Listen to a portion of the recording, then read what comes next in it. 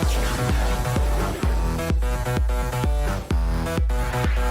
right, everyone. Welcome to our Two Posh podcast, episode 50. Yay! That's like a big deal. It's milestone. It's a big deal. And Yeah. Katie, you get to do it. I feel so honored. Yay. Thank Yeah. you. Welcome to my beautiful co-hosts, my gorgeous daughter Marcella Hello. and beautiful Whitley. Hi. And our super most gorgeous guest today, Katy Hobby. Thank you. Hi. So excited. Katy Hobby flew in from San Diego, Mm-hmm. and she is one of Marcella's very, very, very bestest friends, Mm-hmm. and her confidant and her Yeah. Everything. talk about everything Therapist. Therapist. for each other. Yeah. We send texts. I need a session. Yeah. Yeah, that's awesome. So we actually today would be it's our Wednesday show, and we usually talk about our week and what happened. But since we only had work going on, we're not going to talk about anything else except just get to jump right in and talk about Katy and what this episode. I want to talk. We're going to learn about how Marcella and Katy met. We're going to learn about how Katy got in the Dallas night scene, which we have done several other episodes. Shout out to Mike Rashid. Yeah. Right. And then she's going to tell us in full detail about what happened to her when she ended up being in a monster truck and the driver ran over and killed a girl in the parking lot of a popular strip club in Dallas. That will be riveting, I already know. Mm. And if we have time, we'll talk about some other things, but I think we're going to have a lot of questions of that fateful day. But thank you again for being here, Katy. And give us just a little bit of a rundown how you grew up, a little bit about your family. Okay. Well, I'm from Plano, Texas. I just left here 3 years ago to move to San Diego. But other than that, been here my whole life. Only child. I don't know. Only I child. feel like my life has not been that interesting when I was growing up. I think it got a lot more interesting as I got older and started experimenting with different decisions. So, what's the first decision you experimented with, and how old were you when you think your life got interesting? I mean, I think honestly, and I know a lot of guests have probably said this too. I mean, I think when your eyes are kind of opened to this party scene, things get interesting and they change and On their own. Yeah. And depending on where you are in life, and I was so young and very impressionable and really, I mean, I knew who Marcella was long before we were even friends, and How she was old like, are you talking right now? like 18, 19. Okay. Actually, because maybe I was like 21, because the first time I ever saw you were with Keith at an after party. Oh, yeah. So that would be, so I was probably 19, so 20, probably because we're a year apart, I think. And so 19, 20 Okay. was when we. So who introduced you to so I just kind of want to know how this happens in this town, because it seems like the stories are always the same. Someone introduces you and then you kind of get stuck and you can't get back out. Almost. That's what it feels like. Yeah. So who was it in your life? How did you meet someone? Where did you go? Did you decide to go out with friends? What happened? I don't remember where I actually ended up meeting Mike Rashid, but I mean, I had seen him out for years and always thought he was just so good looking, but he always had the prettiest girlfriends and didn't know I was alive. And then one day, he was probably on drugs.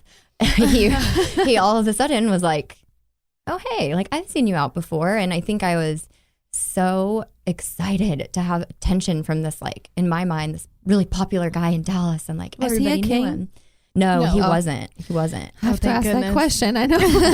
I mean, he hung out with them. Yeah. But he kind of always, You're right. he never got, I think tattoo. he never got jumped in or anything. Yeah. No. Yeah. But I think I was just really impressed with, looking up to what back then I thought was kind of the popular crowd, they pay you attention and you don't know what to do. You're just so excited. You're like, Yeah. sure, yeah. I mean, even if morally maybe you're like, I don't really want to take that shot or do this, you're so excited that they're letting you hang out and take a shot, and it just happens so fast. You end up feeling bonded to these people chemically because you're sharing. Gosh, that's what everyone is saying. Yeah, everyone is it's saying all the so same chemical. thing. Yeah. Mm-hmm. So, but before you met this Mike, did you go out with friends? Like, and you were in the same places, but you didn't feel like you were in the popular I had scene? just discovered those. I had just gotten a fake ID. I think I knew a door guy at Drama Room who would like sneak me in, let me in sometimes. Jersey, maybe. Jersey, who was with Bernie. I thought I knew that name. Oh, I was like, yeah, I knew that. Is he the one that got shot? Yes. Yeah, all connected. Oh, yeah. Oh my gosh. Oh, okay. Okay. But so yeah, maybe I should credit him. Yeah, right. But no, I mean, I had just kind of discovered, I think I had maybe been out like a handful of times, and I was really enamored with what I thought was like, oh, the club scene is so cool. All these beautiful girls and great looking guys. And then, you know, there was the crew, which we don't have to name, that always ended up with their shirts off by the end of the night, which, you know, We know that crew. it wasn't an eyesore. Yeah, no. They looked good back then. But I was, fairly innocent, I think, up until then. I didn't drink in high school, never tried drugs, anything like that. I think the first time I drank, I was in college. Really? I think I drank maybe once in high school, but like not got drunk or anything. I think I like tried to Smirnoff Ice at a party to fit in. So you were like a really good girl. I was pretty good. Yeah. I mean, I skipped school. Same. That was my thing because I struggled in school. So I didn't like to go. I wasn't skipping to like go party or anything like that. But Do you see how like alike we are? Like how Yeah, crazy? crazy. And I think last night, really random, but we discovered that we both failed algebra, failed algebra twice. I've done that. Yeah. I had to do the wanna go. math models. We connected on a I called it math Yeah. for models. Yeah. I made a sign That's actually really on the cute. door. That's really cute. And I was like, I'm in the model math class. But then I have a question because I kind of brought it up the other day. Did you, in high school, did you feel like you really fit in? Like, well, I'm not like, no. See, I didn't either. And then I feel like when you go into the scene, you have all these people who like, you fit in suddenly. Did you go to house parties? When I was in high school? Yes. Like maybe 2. See, I think what I see and what I saw is your mom, the high school group that wasn't partying out, they did home parties. But that wasn't attractive to Marcella. She hated them. And then so I guess when you went out, that was like, oh my goodness. When it's a whole suddenly new we world. had so many friends, like there were so many of us. You feel bonded. You know everybody. We were just talking this morning. Like we could go out at the time. I could go out by myself and know everybody, and everybody loved you. And it was like, oh my gosh, we're like a huge family. Because even if you weren't that family again that Bernie talked about. yeah, because even if you didn't like, I knew who Katy was, but you almost felt like you were just all kind of connected in this like scene, I guess. So you knew of each other, but you didn't know each other. Not well yet. No. I didn't want to know her because Why, before I Katy? got to know you guys really well, she is just so pretty, and everyone did always have really nice things to say and be like, oh, she's so sweet. And I would just kind of be like, there's no way. I mean, she doesn't. No way look, she's she's sweet. Yeah, right. I mean, she doesn't look like that, and she's sweet. Like bullshit, but she really is. That is so funny. You were just as beautiful. I know. So I don't think that, but thank you. Well, we were staring at Katy at the Statler this past weekend. Like, Yep. Staring oh my at gosh, her. she's Oh my so gosh, pretty. yes. you guys, thank you. Yeah. I'm blushing. Yeah. So when did you then officially meet? Like meet, talk for the first time? Well, we had taught. I mean, you can, when you see each other out, like, I mean, especially with Woogie, I think that was like a main connection, Kevin. Okay. Woogie, whatever. So we would see each other out. I think I'd even talk to her at like after parties and stuff, but not really connected. Never like traded numbers. No, not We're until like, let's get together or Keith. anything. Yeah. So Keith. So Yeah. I would say he was like for sure how the friendship really started. Yeah. And I, like I said, the first time I ever actually saw her in the flesh, like she was with Keith. So I knew they had dated. And I always knew that they had stayed friends just through social media. Like I would always see them out together. I knew he was at your house a lot.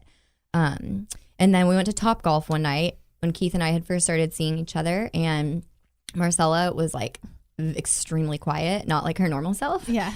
And so I had like kind of freaked out afterwards. and I'd been like, you know, I think she's still in love with you. Like, she barely even looked at me. She didn't talk to me. And like, you told me that she's so nice. She's not that nice. And I found out later that she had just had a really rough kind of day. And she's like, when we finally did talk, he was like, give her another chance. Like, they're going to come over for barbecue. And that's like when we really talked. Yeah. You guys came over. I think you were dating Ryan at the time. And yeah, I don't know. I was just like, oh, Well, I think she too. is I actually had nice. Well, I had heard like from Paulo. I think they're like, what were you doing? Like she doesn't think you like her, and so I got so nervous. I was like, oh my gosh, no. So I think I ran up to Katy and I was like, no, I love you. It's not at all. So then all that changed.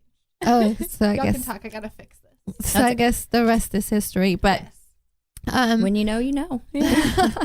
but we're gonna actually our next hour we're gonna dedicate to Keith, because Keith passed away last year, and we're gonna spend some time on him. But this show I wanted to talk a little bit more about. So now you're in the scene, and I wanted to talk about that fateful night that you were in that monster truck and what happened. I want to actually kind of know the whole day. Like, how did the day start? How did it lead up? All of it. I mean, this is an unbelievable story, and I have some stuff to read later, but I want to hear your opinion. I'm of excited it. to see kind of like your research on this too. Yeah. So this was 2011, right? I'm pretty sure. Yes, this happened in 2011, Like and I April wanted to 2011. just establish one thing that I learned last night when I researched this situation. I guess the guy you ended up in the truck with, who actually drove the truck, is a Dallas King, correct? Yes. Okay. He had a tattoo and all of it. Yes. And I actually I know she's going to take you through. Sorry, can you hear me okay? Yeah, can hear you perfectly. Okay. I feel like I sound muffled myself, but I can hear all of you. No. You sound perfect. Okay. I'll just deal with it in my own head. I saw Katy that night. I was with Andy at the time, and I saw Katy and who we're talking about. I don't know if we're saying names, but you can say names. I can bleep them out. Okay. I'm just trying to establish how everything happened. I just wanted to know that this particular night was kind of like a night out. Dallas Kings night out, maybe? Well, no, it was just a night out. I mean, Okay. there was a reason why everybody had gone to this club in particular. And I'm just going to tell my side, which was that I saw Katy with Eric, and I thought they were on a date, I guess. And I was like, hi, like we just saw them. We did not stay long. I think we hung out with them for one drink and I left. And then I got phone calls the next day. But what's really weird is I didn't put together that Katy was in the car until we became like really close, that I actually had that. You never knew. Well, I just know, and I didn't have that memory because obviously because he was a king, there was so much drama that I didn't even think about her being in the car because, I mean, you saw him get arrested on the news and Right. it just was really bad. So from what I had seen, because that turned into major drama after that, but I had actually saw them before. So it was crazy. So we're not going to interrupt you again. It's No, my no, fault. no, you're fine. You're fine. So take us through that day. You woke up. Go ahead. Woke up, went to work. I was in college at the time and bartending because I had just broken up with somebody. And so I was having to bartend because my parents were like, oh, you're cut off if you date this person. And I was like, okay, that's fine because he's popular and cool. And that was a terrible decision. But so I had worked that day, and Eric had come in to the bar a few times before, and some of the other bartender girls that I worked with knew him. So I felt like they, kind of vouched for him. Like, it's like, oh, a friend of a friend. Like, I don't really know him, but he's really cute. Asked for my phone number. Was like, we should go grab drinks later. I was into it. So we went and had drinks after I got off work. And we had gone to like Sherlock's in Addison. And he, like, as we were talking, we realized that we knew a lot of the same people. I'm like, oh, yeah, shocking in this circle. Right. But so we had both gotten text messages from different people that were like, hey, it's like industry night, which a lot of service industry people go because it's drink special night basically to Spearmint Rhino. So he's like, I have a bunch of friends going up there. I'm like, I know a bunch of people going up there. Let's go. So Spearmint Rhino is a strip club in Dallas, correct? Okay. So we went up there and like she said, ran into them. And I mean, I definitely had a lot to drink that night for sure. So it's weird. Inside the club is a little blurry, but what happened afterwards is not blurry for some reason. But so we were in there, had drinks, saw them, closed our tab. We're leaving, and he had parked, I believe, backwards, like in a space, like backed up into a space, and the truck was not street legal. It was, I mean, you could walk under it. I'm only 5'3", but I could certainly walk under it. You fit under the truck. Oh, yeah. And if That's you how high it see was. any pictures, the tire, if you stand It's like next bigger to than it, him. it's bigger. Like you're not as tall as the tire.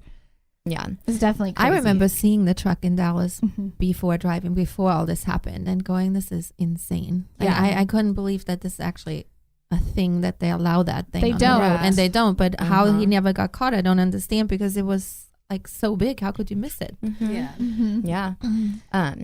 Well, okay. So next, he's pulling out of the space. What are you doing? Are you in the truck? Yeah, I'm in the Okay. passenger seat, and Now, quick question, Mhm. just because you guys are drinking a lot. yes. Everything is blurry. Mhm.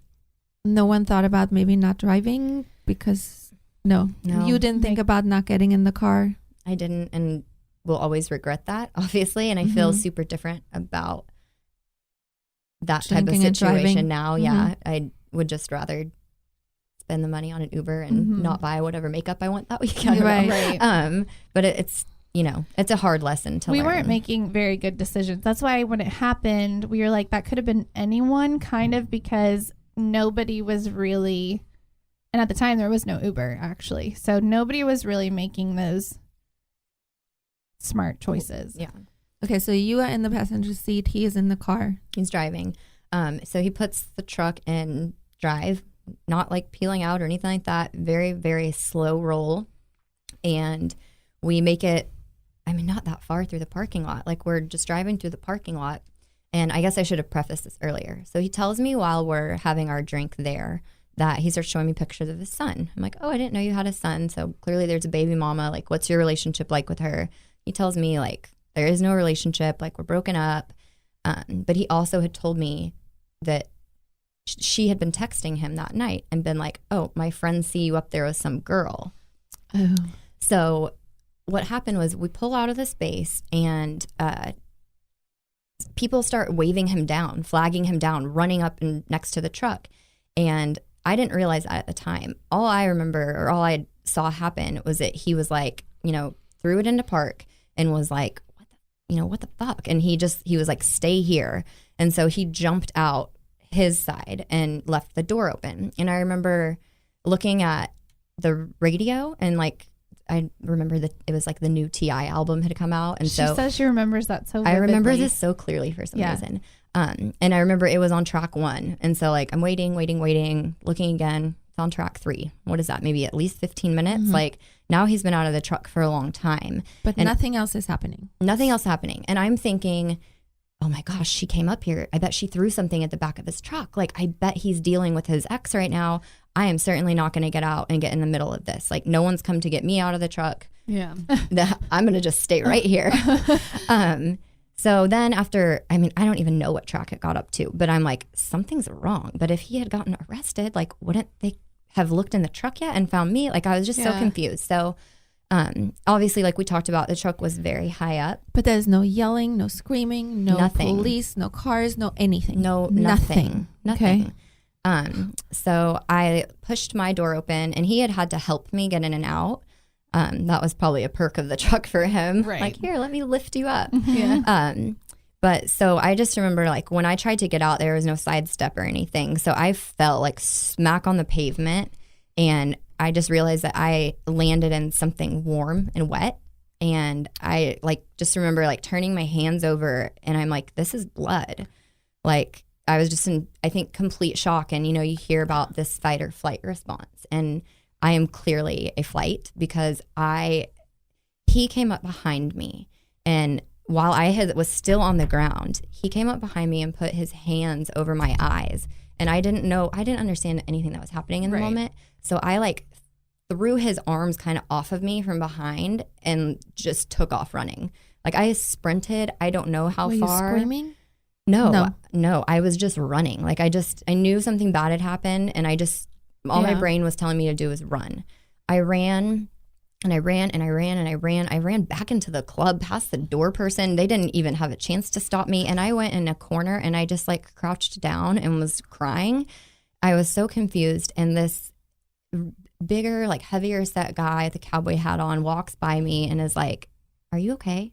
Are you okay?" I mean, poor guy, he probably thought I was like a stripper that had a bad night or something. I was like, "I'm not okay. I'm not okay." And I was like, "Please, can you just please give me a ride? I need to leave here right now." And he was like, "Okay." So, I mean, I am so lucky that this was not some serial killer. The night could have obviously gotten much worse. He was a really, really nice gentleman.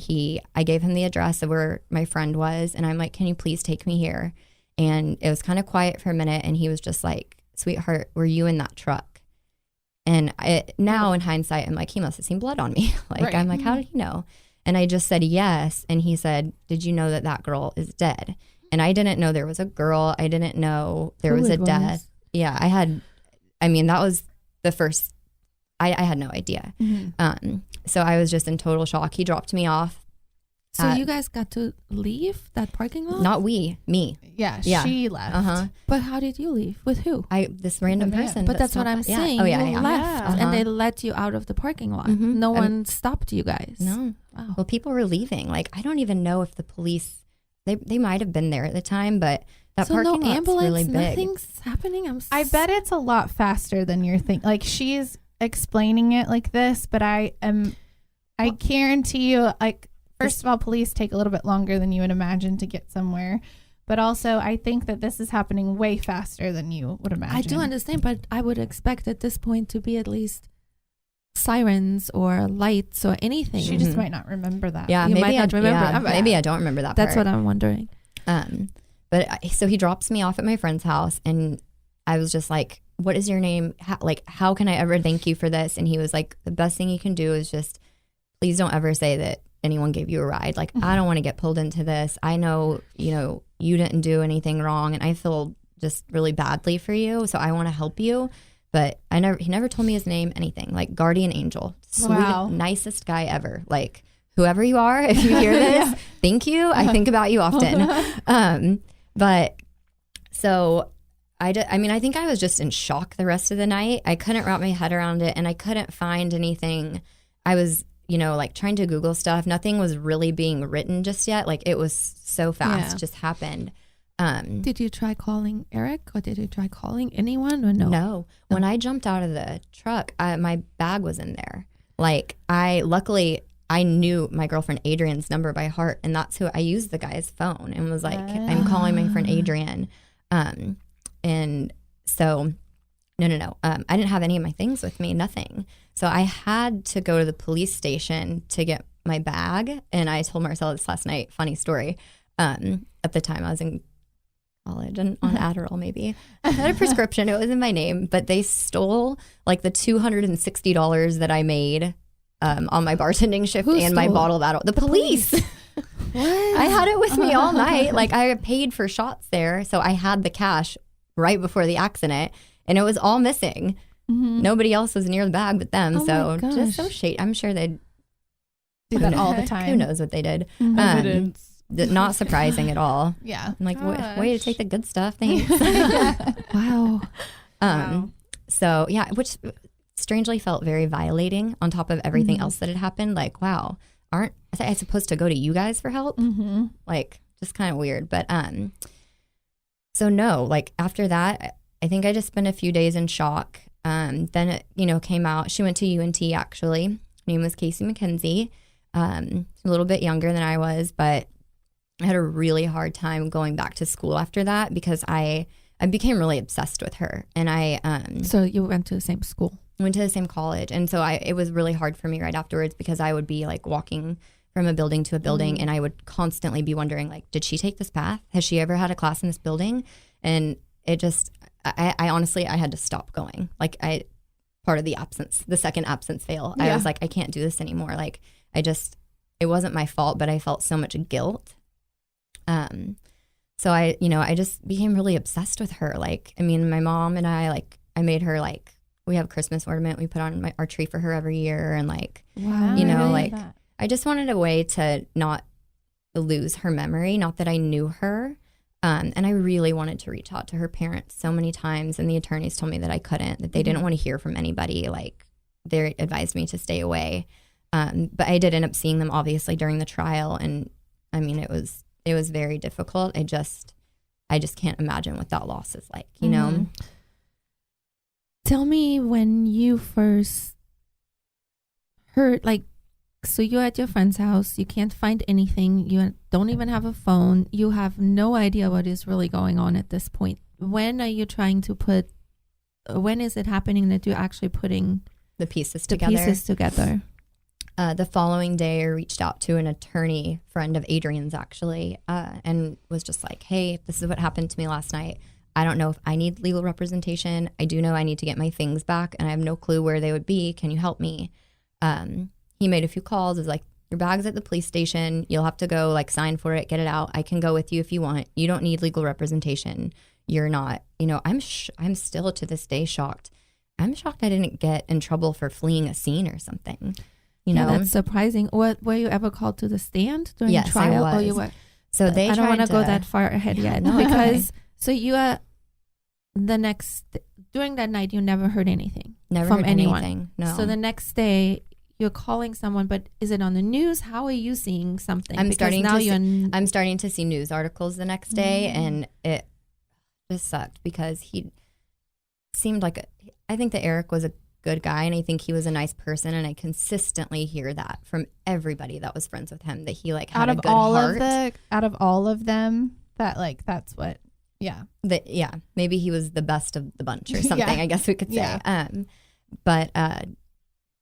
Sorry, I just lost my train of thought. That's okay. The next day, next day. Oh, so what was unfortunate? The reason I was saying that, I don't know why. I mean, sometimes for me, if something really shocking happens, I'll smile, and like people probably think it's so weird, but I think I don't know what to do. Yeah. And there's this awful photo of him on so many news outlets smiling while he's getting handcuffed, and I'm like, okay, he was not. Trust me, he was not happy in that photo. It's probably just overwhelming and a lot. Like your face doesn't even know what to do in a situation like that. Right. But so those are the photos that I started seeing the next day. And they were just, you know, everything was saying manslaughter, you know, a woman killed at a local strip club, kind of giving her information. There were very mixed stories about what actually happened.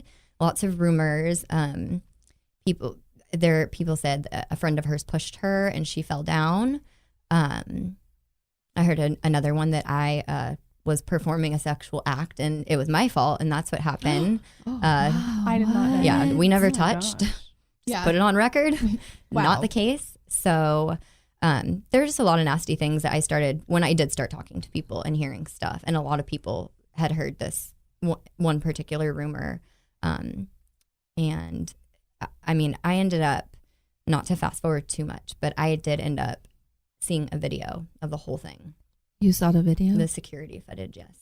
I got very lucky as far as when I was subpoenaed to testify, I avoided it like the plague, and I avoided it for a long time. For months, they could not get me. Like, they couldn't track me down. They would show up at my parents' house. I didn't live there. They would show up at UNT.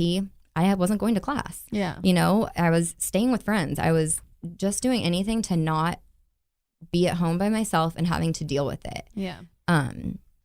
So at one point, and my father's an attorney, and so he had told me, like, it's going to get to a point, they're going to get you, okay? And he's like, so let me just tell you, like, some really common tactics are, don't open the door for flower deliveries. Don't, things like that. They'll come up to you. Are you, Katy, can you sign for this? They'll trick you. And he was like, but they will get you. Oh my gosh. So he's like, you should probably, at some point, like, just accept that this is something that you're going to have to get on the stand. So they sent their youngest female attorney, because we were not super far in age, and she reached out to me first and was like, hey, she left me a voicemail, and she was just like, I'm sure, like, you're trying to avoid all of this, and I completely understand. I would really like to take you for a drink or for a coffee, and I'll tell you right now, I'm not going to subpoena you if you agree to come and talk to me, but what I will do, she represented Kasey's family. Okay. So she was like, but what I will do is something that nobody else in this situation is going to do for you. I have like obtained the security footage, which they will play for you in court. So you will have to relive it. You will see it happen. And it's under protective order. So you have to sign this, but I'll give you the footage and you can go home and watch it by yourself. Like you don't have to, you can't share it with anybody, nothing like that. But like, I mean, it seemed like a pretty sweet deal. I'm like, if I'm going to have to go through this either way, at least I felt like she was a little more compassionate about it, a little more, maybe it was the female nurturing gene that we tend to have. But she was very nice, very kind, kept her word, was actually extremely protective of me through the process, which is really cool. But she is also the one that was like, the family does not want to hear from you. Like, don't send your condolences. Don't say you're sorry it happened. Just don't do anything. Yeah. Like, I mean, who knows? I mean, maybe, you know, I hear people say a lot, and you guys would know, like, sometimes you don't want to hear I'm sorry again. You're like, it doesn't change anything. Thanks for saying that. But, you know, especially maybe if it's the person that was involved in some way, like, I don't know that I would want to hear I'm sorry either. It's not going to bring my daughter back, you know? Right. But so, yeah, so we did that. We, you know, I had to kind of prepare for that. I was told, like, you need to delete all social media, any photos of you drinking. Like, here's what's going to happen. They could make Mother Teresa look terrible on the stand. Oh my God. They're going to dig through your past. They're going to find every party photo you've ever posted. They'll find everything. They will try to paint you as a drunk. And the reason that they would do that is because apparently, Eric, this was a felony violation probation. He was already on, and I believe, I don't want to speak incorrectly, I think it might have been like the fourth one. So the DA's only goal in all of this, they were like, we need you as a witness. We just need you to get up there, say that you're TABC certified and that you know the legal number of drinks, that you witnessed that you both had over the legal number of drinks, that they let you leave. They were trying, you know, to make the establishment responsible, which as a bartender in Texas, you are responsible. I mean, right. I don't, you know, it is what it is. It's the law. You have to obtain your certification, all this stuff. And not that over-serving doesn't happen all the time, but when something like this happens, that's when you get screwed, when you've over-served. Right. So, sweating. I haven't gone down this road in a long time. How long after the incident did you have to go to court? I want to say it was like almost a year. It may have been a little less than that. I don't remember the timeline exactly. It took a while. But yeah, they basically were like, we just want you to get up there and say that you saw him drinking and you saw him get behind the wheel. And, you know, that's basically it. But then on the flip side of that, his team is going to try and paint it that like you were wasted. You don't remember anything. Like how would you remember how many drinks there were? You're not a credible source. Oh. So I had to kind of mentally prepare for that part. Actually, this is really awful, but so a part that maybe I intentionally blocked this part out, but so if you want to talk about feeling humiliated, wait till there's a security video footage of you jumping up on a pole, fully clothed, but because you're drinking and dancing and them saying, well, this is your aha witness. Look how drunk she was. They had to tell her to get down from a pole, and they play that. So I didn't bring my family to this court case, by the way. I brought a really good friend, and I was like, I am going to need support today, but I wasn't expecting that part. And I just felt you like... You didn't know anything about it, and they played it in court? I didn't know the part that I didn't know they were going to show like footage of he and I at the bar, of he and I drinking. Like, I mean, you basically got to watch the whole date on replay. Oh my goodness. Like it was, I didn't know that either. No, it was a lot. And then, you know, then you get to watch the end of the night, and something that was so just wild and crazy. And I apologize because this is graphic. So everyone that's listening to this will probably remember this, but in a very strange twist of events, my roommate at the time had this really good friend of his from college or from high school. And the friend had come over one night, and we were all just sitting around kind of, and he is paramedic. And he was like, oh my gosh, you guys. He's like, I got called out to like the craziest call the other night. And he starts telling the story and has no idea that I was in the truck. And it's the three of us in my living room as he's telling me this whole story. And I just asked, do you know if she felt any pain? Like, was it instant? Did it take her a while? Like, I needed to quell that question. And I will never forget his response. He said, I don't think she felt any pain. Her head popped like a zit. It directly hit in front of his passenger front tire. So where I was sitting, when she tripped and fell, her head went directly under his tire. And that must be like right when he put the car in park. So we never felt a thing. I mean, you wouldn't in that kind of truck, but it could not have been a more poorly timed event, you know? So she said nothing, nobody put, like, what was, when you watch it, because of all the rumors, like what, she just fell? I don't think it looks like she was pushed. No, yeah. She was walking near other people, so I can see maybe why it would look like Someone that. thought that, yeah. And her blood alcohol level was probably right up there with ours, if not higher. I remember them stating it in court.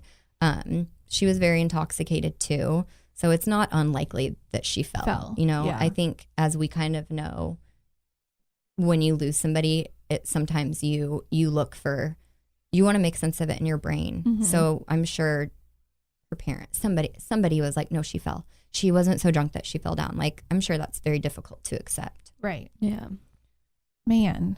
So that paramedic told you the whole details? He told me that because how long ago after that did you meet that paramedic? It was so soon. Oh, it was so like soon. a couple, like maybe not even a full week. Like it was literally right afterwards. And my roommate's face at the time, I could tell he didn't know whether or not to stop his friend from going. But since I asked the question, I think he probably let him finish because he's like, well, she wants to know. But afterwards he was like, okay, he was like, that's enough. He was like, Katy was in the car with him. So, and he felt awful. And I was like, no, it's okay. I asked you, and, you know, maybe God put you here for a reason, because it's a question that I had just, you know, was obsessing over. I really wanted to know, like, how quickly that happened. So it ran over her head, and that's how she died. Yeah. Wow. When you got to your friend's house, did you still have blood on you? Was it on your clothes? It was under my nails, on my clothes. And I think I was in such shock. I slept like that. And I didn't, like, when I finally fell asleep, I don't even remember falling asleep. I was just shaking so hard. And I remember my jaw the next morning being like, gosh, why do I feel like I got hit in the face? And I was just, my whole body was so tensed up and shaking that like everything hurt. It felt like I had been through some like intense workout or something. So sore. It's like a lot of trauma. That's a lot of trauma. Yeah, it was very fast. It happened extremely fast. And so when you woke up and you saw blood under your nails, like what? It just, I mean, I think it took a second for me to be like, oh my God, like, this is real. This really happened. Like, not a dream. Yeah, this wasn't a bad nightmare. This really happened. Who did you talk to first? My mom. I called my mom, and I'll never forget. She was I'm sure she was in shock in her defense. I don't think you expect that call. But she was angry with me. She was angry with me for being with somebody like that. She was angry with me for being at Spearmint Rhino. She didn't understand. I think as a parent, she felt, what did I do that my daughter, who is supposed to be studying and working on her college degree, is out at a strip club in the middle of the week with this guy? And, you know, then obviously things started coming out about Eric's past. And, you know, I think that was really hard for her too, because some of the things that came out had to do with, I feel so bad saying it because he's not here but to the truth is himself. The truth. Yeah. And I have a lot of it too. Yeah. So you can say it. I think it's just fair. I mean, it is what it is. I mean, I think there were some things in his past that if you had a daughter in the car with this person, you would be concerned too. Yeah. And not to say that he is a bad person because of some of the things that he may have done and mistakes he may have made, but I can see how as a parent anger would come to mind at some point in all of this. And probably like, oh, Katy, why? What are you doing? Why? I mean, what are you doing? Yeah. And when you were in court testifying, was he sitting there? He was. Was that hard? And the parents we didn't too, really right? make eye contact. It was much, much harder with her parents. Because so we had both been, after he was obviously arrested and gone and this accident happened, we were both told, like, you cannot have contact with each other. And because he got out on bail for a little bit. and I guess since this is closed now, I can say this, but we did have contact. He reached out to me, and I really appreciated it because he just reached out and was like, I'm not supposed to be contacting you, but I really need to talk to you, and I really need to apologize to your face. Like, this is something like I need to do. So we met up, and, you know, he was extremely remorseful and felt really bad. And it's a weird situation because, of course, justice has to be served. That's absolutely what has to happen in this case. But there's so much shrapnel. There are so many battle wounds for other people, like his poor son. Like, now, you know, yes, you lost a child, but this, you know, this child's losing a father at this point too. Like, but that's his decision. Yeah. I mean, but it's sad for the son. It is absolutely sad for the son. So I think you factor a lot of different things in when you kind of like know the perpetrator, for lack of a better term. I'm sure. I mean, he has parents too. Yeah, absolutely. So there's a lot of pain all the way around. That's always the thing. Yeah, but it was much easier to see him because we had that closure and talked about that night, and I didn't need an apology from him. I really didn't. I assumed he probably felt pretty terrible. Right. But it was, you know, I think that it helped a little bit, and it was nice. And then it wasn't as awkward in court because we had already discussed, and I had been honest with him that like, hey, like, there's no way I'm going to get, I had not been subpoenaed yet, by the way. But, you know, there was no way I was going to get out of, you know, I'm not going to flee the country, so I don't have to testify about what happened. Like, there was no way that we weren't going to see that. So I think we were both prepared for that. Right. But then you sitting there and having to look at her parents. That was hard. Yeah. That was really, really, really hard. I think her whole family was there, and what I'm assuming was a brother was hands down the most distraught. I mean, there was one particular guy that like they were all having to comfort. So I've always kind of wondered, it must have been a brother or a cousin, but somebody probably around our age. Yeah, that's. Gosh, it's hard to be in a courtroom on the stand. It's super hard. I've had to do it, and it's just the most unreal feeling. And then when you have to face people like that, that has to be even unreal. Hard. That's hard because I think you know, took a few years of therapy, but you know, I'm in a place now where I understand that my poor decision that night was getting in the car with somebody that was probably as drunk as I was, but I don't feel any personal guilt for her death. And initially I did, because I think it's natural to be like, I should have told him not to drive. I should have not gotten in the car. Then I wouldn't have been a part of this, and my hands would have literally been clean. Right. But you know, I think it just takes time to realize that if something like that was going to happen, it would have happened whether I was there or not. Yeah. That's so crazy It's to hear it on that end. Is there anything else that you want to say that like affected you?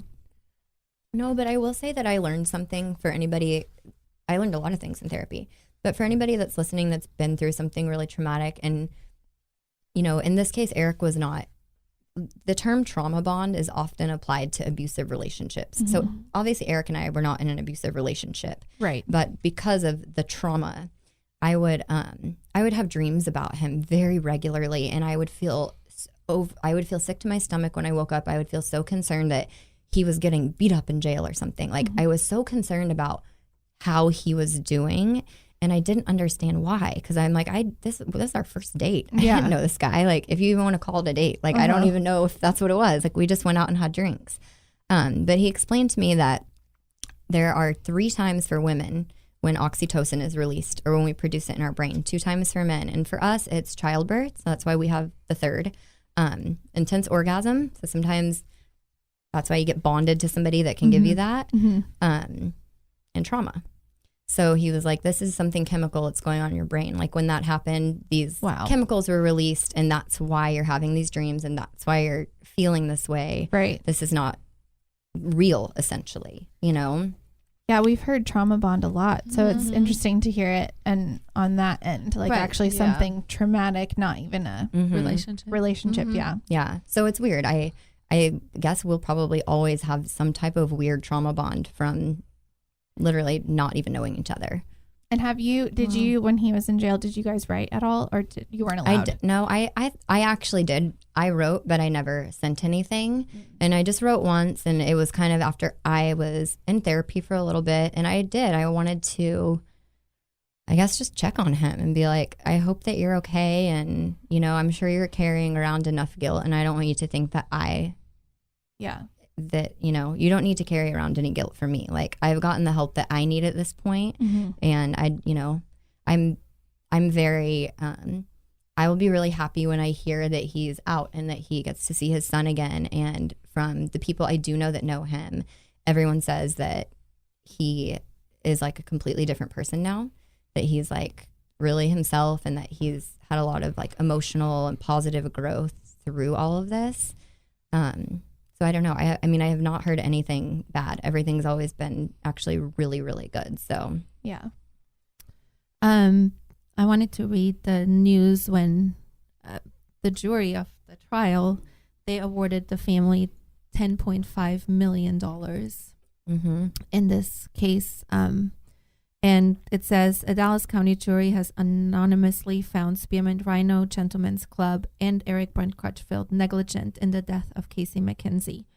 Crutchfield ran over the 23-year-old woman in March 2011 after leaving the strip club heavily intoxicated. In a separate criminal case, Crutchfield was sentenced to 3 years in prison for manslaughter. Mackenzie's parents, Gary and Karen, brought a civil suit against the North Dallas Gentlemen's Club and Crutchfield for negligence resulting in their daughter's wrongful death. A February 19th court filing reveals that the jury awarded the couple $10.5 million for mental anguish and loss of companionship, as well as funeral and burial expenses. The case was complicated for a number of reasons, including the fact that Crutchfield was driving an illegal custom truck with a suspended license when he struck McKenzie as she walked across the parking lot. His silver 2003 Ford F-250 was equipped with a lift kit, raising the frame several feet above a normal position. The family's attorney maintained this limited Crutchfield's visibility. Additionally, the truck's headlights were illegally installed and the windows were very darkly tinted. Crutchfield says he was not aware he ran anyone over upon leaving Spearmint Rhino shortly after 2 a.m. on March 17, 2011. A toxicology report showed Crutchfield's blood alcohol level was twice the legal limit. According to the lawsuit, Spearmint Rhino employees continued to serve Crutchfield even though he was obviously intoxicated and presented a clear danger to himself and others. The jury found Spearmint Rhino to be 70% responsible for Mackenzie's death, and they ascribed 30% responsibility to Crutchfield. Wow, that's crazy. Actually, the craziest thing about all of that to me was when the DA very clearly explained their angle with me. And they're like, we don't really need you for much. We just need you to, all we're trying to do is get you to say he drank and drove. But the thing is, he didn't run her over because he was drunk. It was because of the truck. Yeah. So it's kind of crazy that Spearmint Rhino, I mean, legally, yeah, I totally get why they got stuck with that. And I don't know if you saw in any of your research, but it was also the largest Dram Shop law suit in Texas to date. Yes, I did actually. There's never been anything awarded of that magnitude to a family. What's the drink? What's a drink? It's for bartender. It's like yes. It's basically the law saying how much you can serve before you're held responsible. Under the so-called Dram Shop doctrine, bars, restaurants, liquor stores, and other establishments can be held liable if they serve alcohol to customers who are clearly intoxicated. A spokesperson for the Schmidt firm said the $10.5 million jury award was believed to be the biggest Dram Shop verdict in Dallas County in recent history. Wow. I've always wondered that, and actually as recently as Sunday when we were and had our pop-up shop at the Statler Waterproof, and we were we were packing everything up and we went outside, and there were people that were so intoxicated that it was frightening, and they were at the valet stand waiting for their when keys. y'all left, that guy came up and tried to kiss me. Yeah. I had to push him away, and then he got kicked out. Smart and guy. He was like, oh. Well, there was they were outside at the valet, and I was shocked because the girl was highly intoxicated. The guys were obviously more intoxicated. They took their shirts off, and they were just so drunk. Crazy. And they're like, she's like, neither one of you are driving. They're arguing arguing and you're like, well, you shouldn't be driving either. And I was thinking that behaving that way, even at valet, that they should be like, hey, we're not, just because like you're making it obviously a drunken decision, which you're not thinking clearly anyway, but you're also putting the lives of just a normal, like, what if it's a family just driving on a Sunday downtown or on the highway? Like, you're endangering so many, like the domino of that. And I'm surprised that there's not even something there. Like, me too. That's a great point. You're too I find intoxicated. it crazy. Like, You're physically handing the keys to somebody. Yeah. Right. Here you go. Go ahead. in Cool River, Las Colinas. Where I met Patrick, by the way. Oh, I didn't know that. Every time you go there, it didn't matter. There was a police officer right there next to the valet stand. And it is amazing.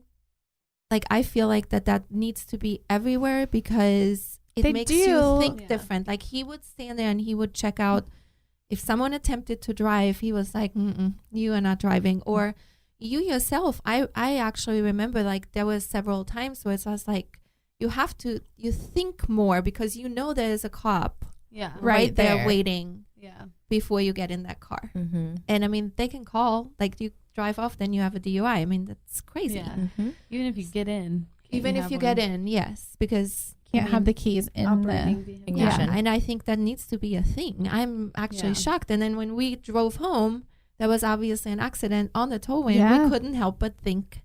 What if it was those people? Right. Yeah. Yeah, So, I mean, that needs to, I mean, for sure. Obviously, It's alcohol scary. makes There- people make dumb decisions. So and there there's needs a to be something responsibility in there, place. you know, Right. Yeah, for the you're- valet people. There really is. I mean, obviously our own self-responsibility comes first, but But when you're When you're drinking, that drinking, goes you're a out the witness. window. And then Yeah. I don't think the valet kids, because they're usually kids, they can be held responsible. There needs to be a police officer at every valet stand. I really, truly believe that. And these bars make enough money they can employ. Okay. Choking. that champagne went down the wrong pipe. So I got stuck last night. I could tell. I didn't sleep very much because I kind of researched this story. I had researched it when it first happened because obviously I knew this was a Dallas King, which were never my favorites as a mom. I'm going to admit it. I came upon a lot of things that people said. Now, I'm sure a lot of this is not going to be popular with you guys because you are friends with this person. However, I'm a big believer in the truth to be told and the truth to be shared. This doesn't change the fact that being in jail, prison, I don't know which one he is in, for so many years because he has to serve the full 9 some years, has probably changed him, hopefully has changed him, and he will come out a better person and make smart decisions for the rest of his life. That is my hope for him, and that is my hope for his son and for his family and for everyone involved, obviously. However, before this decision happened, before I got in that truck, before he even has a truck like this, there are some things that go on with people in my mind, and for whatever reason that is, I am not going to judge. However, there were a lot of things wrong in this person's life. So obviously there are people that are not as kind as you two and not as loving as you two. And sometimes I feel like when these things happen, we are not looking at it and being tough enough on those people. So I'm going to read some of this stuff and you guys can tell me what you think. I know it's not going to be popular because it's going to be hard to hear, but I'm going to read it anyways. Okay. So one person said, karma is a bitch. Well, to all of you that think you know Eric, also known as Easy, as he was known in Dallas, I wonder what his girlfriend will be telling their son Ryder why his dad is a murderer. Get real, Dallas. Eric was an asshole. Ex-head, just like all the other, under parenthesis, kings that shoot up and get as high as they can and fist pump like they're cool. Good thing his truck isn't tagged in One Hit Quit anymore. That was his company that he used to have. And he used to have that truck wrapped as One Hit Quit. Would be bad for that company. Karma is a bitch, and all the times he was out fucking other girls while he would go home to his women, sharing women with Ryan C. and Andy and all the other kings. Get a life, Dallas. This guy needed to be put on blast, and any bitch on his side, I'm sure, wish they slept with him or have. I'm pretty sure there's a lot of truth in this statement. Are these comments like These are different comments. I'm thinking whoever wrote that definitely was a one-hit quit for him. Yeah. There's more, guys. Be ready. Be ready. But no, what is it though? It's just comments from like articles like underneath? Or Yes. Like, Yeah. Oh, okay. Basically, like people that know the scene, that knew of him, maybe weren't a king, maybe weren't like as into the scene, maybe looked at it more as what reality was, maybe. Objectively, I think is a fair word. Yeah. Another one, Yeah. OMFG. Suspended license, huh? I'm thinking suspended due to a prior DUI. 4 of them. So he's bound by any laws whatsoever and just continues to live as he wants to. Doesn't learn anything from it. Unfortunately, he goes and kills a young girl. ... Probably couldn't see her because of those oversized phallic tires. Well, let me read some more stuff. Yeah. I'm like, wait. So this guy says he's a douche. Shocking. Beats his stripper girlfriend. I feel sorry for the kid. Both parents have drunk driving issues. Hope the grandparents are ready to raise him. Karma is a bitch in this case. I heard he was telling people he wouldn't get any time in jail. Ballsy and untrue. He beat up girls, I know. A full-blown loser. From what I know about this guy, is abusive, a cheater, a manipulator, a combustive liar, and now a killer. The world will be a better place when he gets locked up. This, girls, is something that I feel is very important, because you are, like, I'm kind and I'm loving and I'm caring. But you guys almost take it to another level because... Like an enabling level. Yeah. That is the truth. And I'm sorry. I always tell you guys the truth. But Which we that love is about the you. truth. I mean, you have to see it for what it is. Yes, people have good sides, but not everyone is all good. No, I know. And some people are more bad than they're good. Everyone is good and has good. But when there's more bad than good, you have to be able to see that. And sometimes I think you guys are a little bit clouded. I'm not coming down on you. But I think love you we're both. judging by our interaction with Eric. I personally, he was the sweetest to me. Obviously was kind to you in that moment. Nice to y'all too, though. Well, yeah. It would be nice to. But then he was not. So Yeah. I think coming from, and you're in that scene, you have to understand, out of all of them, out of when they were bad, making really stupid choices, out of all of them, he was the one that you're kind of like, well, dang, I mean, should have been sorry. I'm like, out of all the bad, that was like not as the bad, I guess, is what we're saying. But because it didn't happen to you, but Yeah. it happened to other girls. Yeah.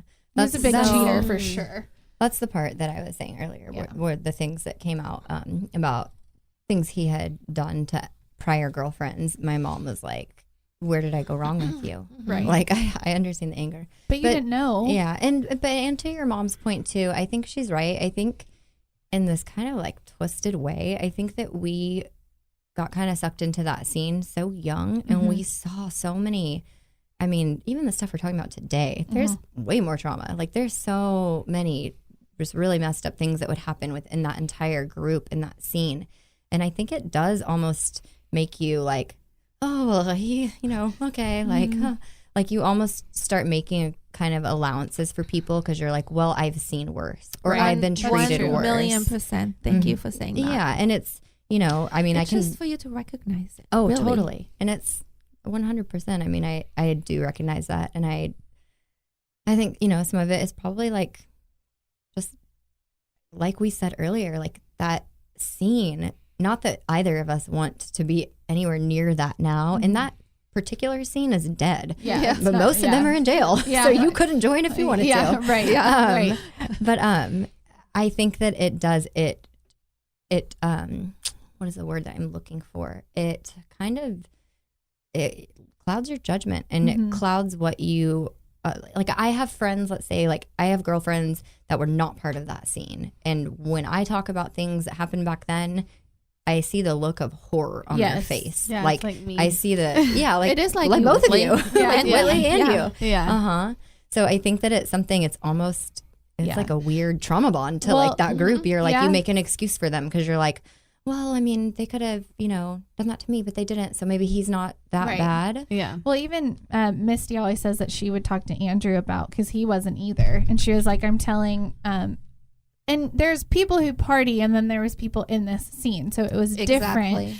And she was like, I'm telling him about stories, like nothing to do with this, but like stories that just the after party, or like what we'd see, what the guys were doing, what we were involved in. And she was like, what the fuck? Horrified. Like, Yeah. I've never even heard of people doing stuff like this or seen people do stuff like this. And we, especially me being with for so long, I mean, you just get kind of numb to what. Right. Yeah. I was shocking. I have a girlfriend who lives in LA, and I know her because I'm friends with her little brother who lives in Dallas. And she and I have always like just kind of clicked. So we'll communicate.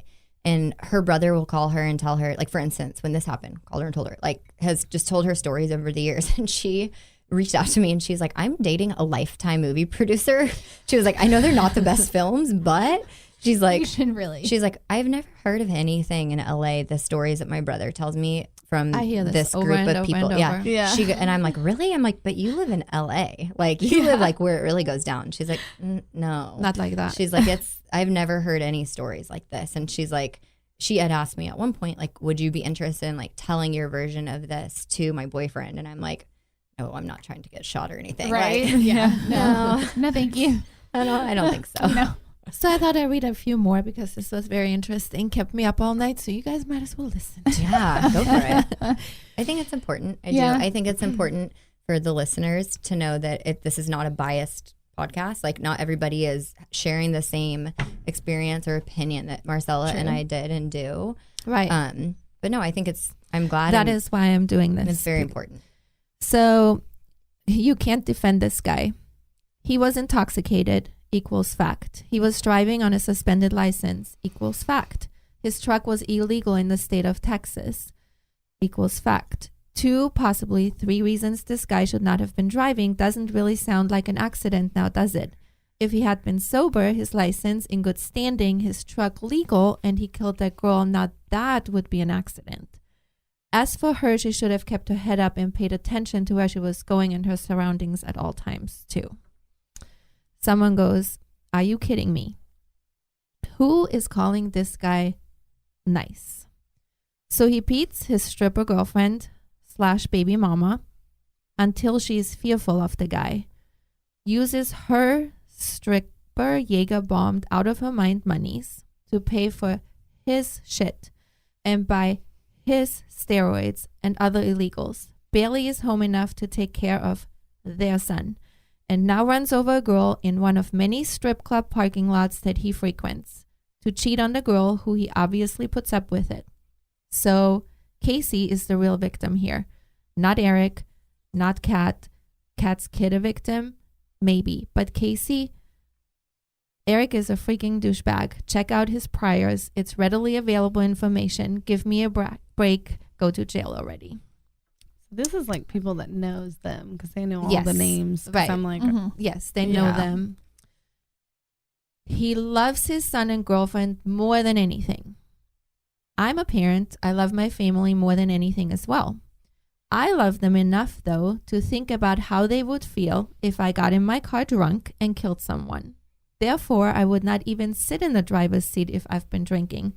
Literally, I avoid the driver's seat like the plague even after one drink. I'm a firm believer in Murphy's Law. I love my family before I love alcohol, before I love strip clubs, before I love my car, etc. Loving someone or something more than anything is not just a silly phrase to toss around. If he really loved his family, especially his child, more than anything, he would have thought smarter and called a cab or a sober friend to take him home. I'm not saying he shouldn't have a life because he's a parent, however. I'm saying any parent should think before acting on something. It comes with the territory of being a parent. It's not about me anymore. On behalf of both involved in this accident, I don't believe anyone should make excuses for this guy or the victim because I won't. Oh, it won't bring her back from the dead, nor will it make this Eric kid innocent. Not to mention there's nothing but trouble to be found in the wee hours of the morning in Dallas after the bars, clubs close. So something like this was bound to happen. And rant. Sorry. I do have one question for you, though. What does his banging body have to do with any of this? Because someone said that he had a banging body and when he got arrested, like someone was really stupid. That's the comment they left. Yeah. Yeah, this guy really loves his son and girlfriend so much so that he feels it is necessary to run around town and call himself a Dallas king and hang at strip clubs on weeknights. Real loving parent there. I was there and it was not a pretty sight. She wasn't an employee. She was a customer. This guy is a total douchebag and deserves everything he gets. Him and his king clique, a bunch of roided out $30,000 millionaires who go around Dallas acting like they run the town. He is definitely going to be getting a lot of time. $30,000 millionaire. Mm-hmm. It's actually true. Funny. Oh, Eric. Salt daddies. Salt daddies, yeah. It's definitely a salt daddy, I've not a never sugar heard that daddy. before. We learned it a lot. I don't remember what episode it was. We did either. we learned about sugar daddies, and that we learned also about salt daddies, and that's a thing. And it's a Posers, pretty much. They poser act like pretending have that they money, have some sugar, but they but they're don't. not. Okay, That's no sugar. right. Just I salt. know, salt. I haven't known either. So. Yeah. So for the last comment, then we're done with this. But Eric, also known as Easy, is one of the Dallas Kings. Are you sick of this already, Spider? Yes. Runs around with Big Andy, who used to be on here a bunch. They're all roided out and know everyone. All blow money like it's nothing. Easy, Big Andy, Dallas Kings. Are you talking about a comic book? Have to disagree with your statement that they know everyone. I don't know any of these clowns, and I suspect that I really don't want to know any of them. Tragic situation compounded by the fact that this idiot has nicknamed and belongs to a group of dipshits that call themselves the Dallas Kings. Asinine. I'm quite certain the Kings are diligently working on a master plan to improve society as a whole and Best comment. prove that they are all assets to the local community. Thanks in advance, Queens. There you go. Was a girl, I'm assuming. I don't know. Oh. I think she's calling the Kings Queens. Queens. Oh. Oh. Or he. Oh. Whoever. But I'm assuming that's the dirty.com. You found that. I had a feeling. Yeah, I'm like, hold on. Yeah. I don't think people that we used to hang out with were reading NBC. So No. I'm pretty sure. Yeah. We know what website that came from. Yeah. well, I knew you knew this when it said that Big Andy was on there a lot. Yeah. Yeah. That's what tipped me off too. that's what But I was tipped me off curious that before. So I wanted to end with this, that, I mean, this is obviously a huge tragedy. You got involved in it, which is super sad because you really didn't have anything to do with it. But it and- also, like, I mean, it hurt her life in a sense. Like, she had, like, started having anxiety issues. That's what I was going to say. Yeah. Anxiety and panic attacks. And Yeah. I can tell even when you tell the story today, I'm honestly it affects surprised. you. Yeah. I'm surprised I got kind of choked up today because I've told this story plenty of times, like, you know, to close friends or It's people trauma. I've dated. Yeah. I mean, for sure. Therapists. Yeah. But I don't know. There's something, I guess, about kind of today. Having Maybe- to go back. Maybe it's being in Dallas a little bit too, you know? Yeah. But that's a traumatic event. I mean, Yeah. to be in a car where someone gets run over and is killed and you basically Have blood on your hands. blood on your hands Yeah. falling Yeah. out. And I mean, that's all traumatic. Going to court, All of it. trial, All of like, it. All yeah. of it. Yeah. seeing it here. I mean, it's just a lot that for someone to handle. So Yeah. I think you've come a far way. I mean, you've done a lot of research for your own anxiety and Thank all that you. stuff. Yeah. Yeah, well, thank you guys for letting me tell my part of it and what I saw. And, you know, I've always, and my mom would always say this to me. She was like, it has to have been God. I have no idea how your name never got into anything. I actually couldn't believe it Yeah. last night. I Yeah. mean, I was Nowhere. looking it doesn't even say you were there or No. anything. I mean, There's you no- never there's- come up. There wasn't even a girl, nothing. Mhm. Like, Yeah. it's really unbelievable. I know my mom was, Thank God. she tells me all the time, like, I hope you say thank you. I hope you're saying your prayers Mhm. tonight. She's Mhm. like, this is like unheard of. She's like, I'm shocked people were not like beating down our door trying to interview you about this right when it happened. Yeah. Because you were really just wrong place, wrong time. Like total like. That usually doesn't matter. Right. Yeah. No, it doesn't. Yeah. Wow. Well, thank you for taking the time and being brave and telling hard. that story, because that's a tough one. And we want to thank everyone for listening. And Katy, you want to give out your social media handles? Or Hey, if you want to follow me, feel free to toss me a follow. her social media handle is our favorite. Yeah. Oh yeah. Yeah. So it's a college nickname. Okay, what is it, Katy? It is Lovely Black Widow. All one word. Very fitting. Yeah, I had a problem for a very long time. I didn't like to break up with people because I didn't want to hurt their feelings. So I just thought maybe changing my phone number and disappearing was the way to do this. And I would do this to people after dating them for like a year. Like I had a serious problem with like, I didn't want to say goodbye. I don't want to hurt you. So one night somebody saw me out and like all of my girlfriends were there. And this guy was like, there she is. There's the Black Widow. She just acted like I had died. So all of my friends have never let me live this down. I don't think I knew that. To this day, we have to bleep out the name, but yeah. who gave me that name? But it's really funny because no one's ever let me live it down. Like I love it. I wouldn't want you to change it. No, I it's thought so it was cute. just because Marvel. But the thing is, Because I dressed up as her once for Halloween. I did, so I was like, oh, cool. I could see it. what we have to do one time, not this time when Katy's in town, next time when you come in town, we're going to have a whole entire episode on the lovely Black Widow. God. Do you want to hear about all my victims? Stories. Yes. Yeah. We're going to hear about all your victims. Victims. But that's for another time. People can wait on that one. Yeah. She's like, yeah, me Stay too. tuned. Yeah.